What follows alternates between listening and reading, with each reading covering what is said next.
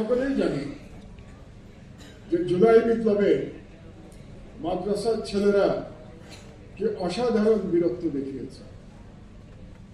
একটু আগে আমার আগের বক্তারা দুজনই বলে গেছেন, প্রধান আলোচক এবং বিশেষ অতিথি, যে সেই বিপ্লবের অগ্নিঝরা দিনগুলোতে মাদ্রাসার ছেলেরা তাদের জীবনের তোয়াক্কা করে নাই, জালিমকে ভয় পায় নাই, জালিমের উদ্যত বন্দুককে তোয়াক্কা করে নাই, এবং তারা যে বিরোচিত ভূমিকা রেখেছে সেটা একটি কারণ এই ফ্যাসিস্ট শেখ হাসিনার পতনের জন্য।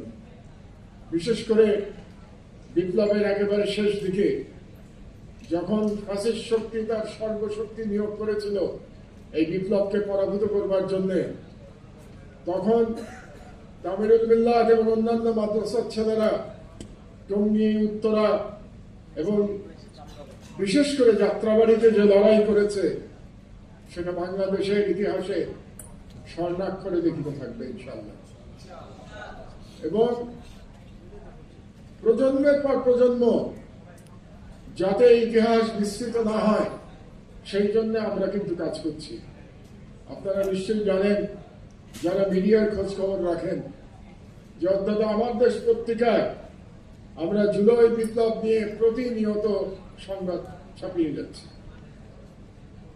এবং আমরা বলেছি যতদিন আমার দেশ পত্রিকা আমরা চালিয়ে যেতে পারবো আল্লাহর রহমতে, ততদিন আমরা জুলাইয়ের চেতনাকে আমরা ঊর্ধ্বে তুলে রাখবো। তো জুলাই বিপ্লবের যে লড়াইতে আমরা আলহামদুলিল্লাহ জয়লাভ করেছি, সেই লড়াইয়ের একটা সূত্রপাত হয়েছিল শাপলা চত্বরে, সেটা আপনারা ভুলে যাবেন না।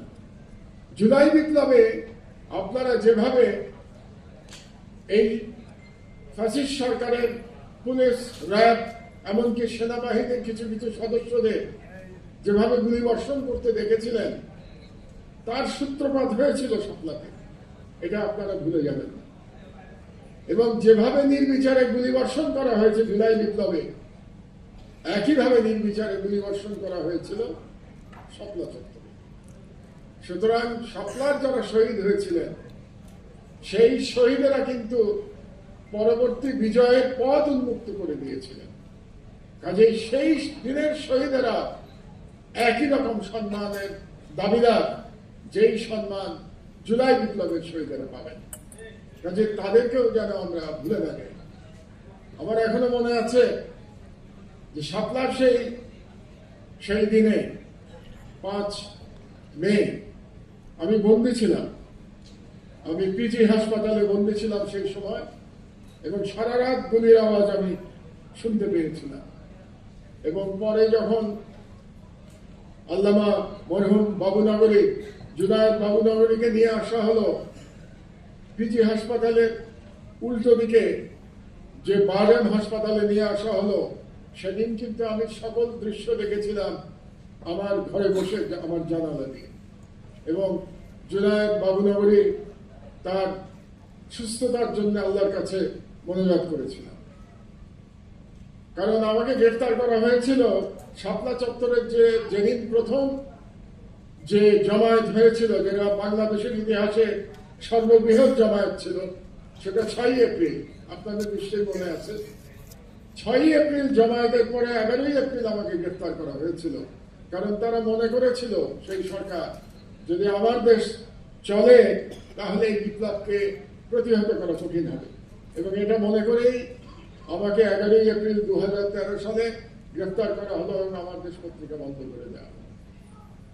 কাজেই এই যে শাপলায় যে একতা আমরা দেখেছিলাম, সেই একতাই আস্তে আস্তে বৃদ্ধি পেয়ে এই জুলাই বিপ্লবে আমরা পুরো জাতিকে আমরা একতাবদ্ধ দেখতে পেয়েছি ফ্যাসিবাদের বিরুদ্ধে এবং ভারতীয় আগ্রাসনবাদের বিরুদ্ধে।